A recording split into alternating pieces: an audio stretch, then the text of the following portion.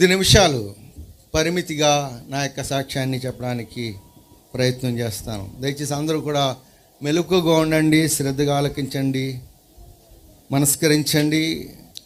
నా పేరు సుధీర్ రాజు, మా ఇంటి పేరు మందపాటి.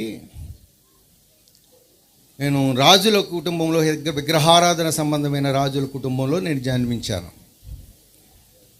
బహు భయంకరమైన విగ్రహారాధనతో నింపబడి క్రైస్తవ్యానికి ఎంతో బహుదూరముగా ఉండిన ఒక హిందూ సాంప్రదాయం కలిగిన రాజుల కుటుంబం, క్షత్రియ కుటుంబంలో నేను జన్మించాను. మా తల్లిదండ్రులకు మేము యనమండుగురు సంతానం. ఎంతమంది అండి? యనమండుగురు.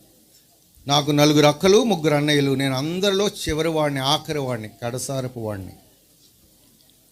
అలనాడు దావీదును ప్రేమించినట్లుగా, కడసారి వాడిన దావీదుని ప్రేమించినట్లుగా దేవుడు నా పట్ల ఒక గొప్ప ప్రణాళిక కలిగిన దేవుడై నన్ను ప్రేమించి